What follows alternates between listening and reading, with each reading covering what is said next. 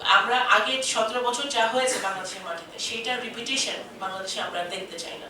তো এই সরকারের কাছে কি চাহিদা ছিল? এই যে যারা জীবন দিয়ে গেল বা যারা আত্মত্যাগ করলো, একটা পরিবর্তন তো চেয়েছে, ইতিবাচক একটা পরিবর্তন, যে দেশে গণতন্ত্র আসবে, ইনসাফ প্রতিষ্ঠা হবে, ন্যায় বিচার প্রতিষ্ঠা হবে, একটা কল্যাণ রাষ্ট্র হবে, মানুষ সুবিচার পাবে, তো অর্থনৈতিক মুক্তি মিলবে, এই স্বপ্ন বা বেকারত্বের অবসান হবে, এই যে যে স্বপ্ন, এই স্বপ্নের জন্যই তো মানুষ জীবন দিয়েছে বা পরিবর্তনের চেষ্টা করলো বা আত্মত্যাগ করলো।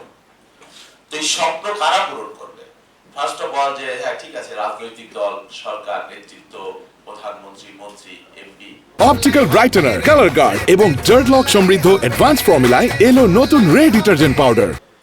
এবং মূলত যারা মাঠের কাজ করে, আপনারা যারা এখানে আছেন, তাদের মাধ্যমেই কিন্তু এই পরিবর্তনটা বা সরকারের যে গৃহীত পদক্ষেপ বা কর্মসূচি, আপনাদের মাধ্যমে সেটা পালিত হবে।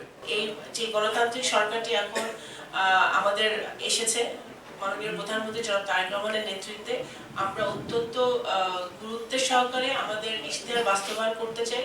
আমাদের সবচেয়ে বেশি ইমার্জেন্সি কাজ যেটা, সেটা হচ্ছে রমজান মাসে, মাহে রমজান, সকল জনগণ দল মত নির্বিশেষে সকলে ভালো মতো পালন করবে এবং ঈদটি সুন্দর করে পালন করবে এবং দ্রব্যমূল্য সহনীয় অবস্থায় থাকবে।